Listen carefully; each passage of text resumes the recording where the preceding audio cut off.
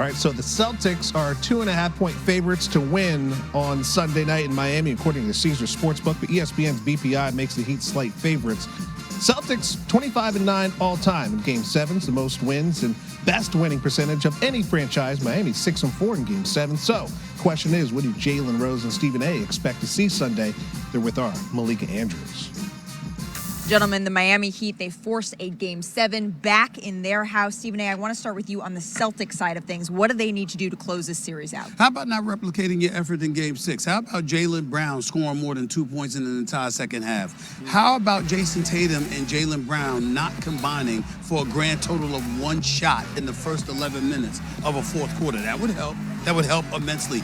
Though these are the 2 stars of the Boston Celtics. Now that Jimmy Butler has reminded you, there is a star on the Miami Heat coming for you. It's incumbent upon the stars to step up and answer the call. We know about everything else they got to do defensively and what have you, and do your job as supplementary parts. But Game 7s come down to the stars, and the stars for the Boston Celtics have got to show up. Otherwise, we're going to remember them not so fondly for years to come from this one. And if you're the Miami Heat, the best player on either team is going to drive the narrative in Game 7. Stephen A. just mentioned it, and that was Jimmy Butler in Game 6. Can it also be him in Game 7? But here's the difference. At home, your role players perform better. So we saw Kyle Lowry play well today and knock down shots, 18 points, 10 assists. Strus started to make shots. If they can find Bam Adebayo's offense on their home floor, the Miami Heat got a terrific chance to close out this series. Well, and Jimmy Butler, he took a load on in this Game 6. I asked Eric Spoelstra whether or not he was concerned at all about his minutes, what he needs to do, and he said, you know what, Jimmy's going to do whatever it takes to be ready for that Game 7, not replicate what happened in the bubble when he laid it all out there. He said this is a different point in the season, and he believes they can do it, Stephen A. That means he believes in Jimmy Butler, as everyone does. Medical staff, MVPs of this game, one could argue, but I'll tell you this.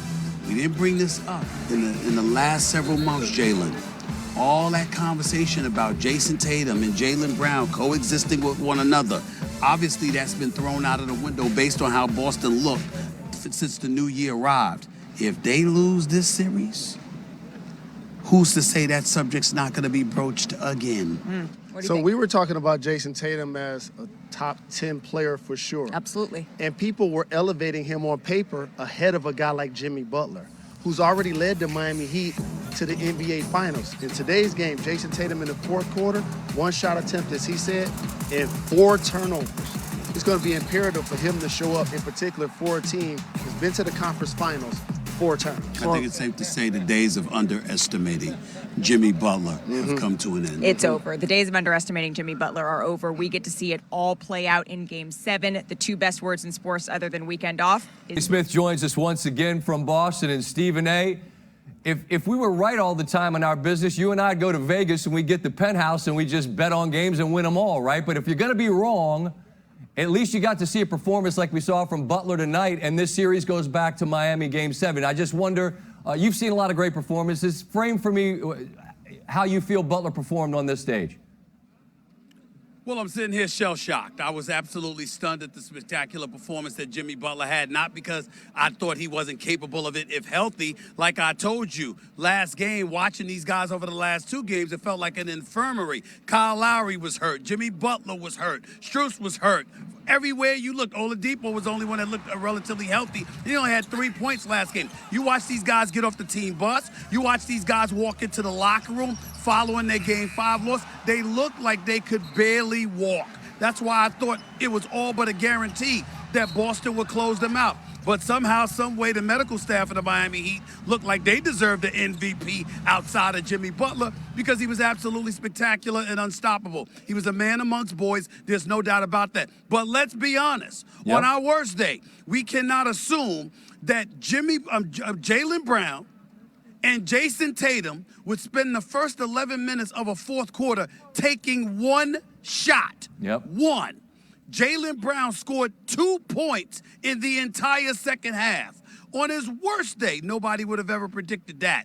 And so when you look at it from that perspective, the level of inefficiency, the lack of aggression, the inability to get off in any way, shape, form, or fashion is not something you anticipated would happen. Jimmy Butler dropping 47, that is the story, and it deserves to be the story.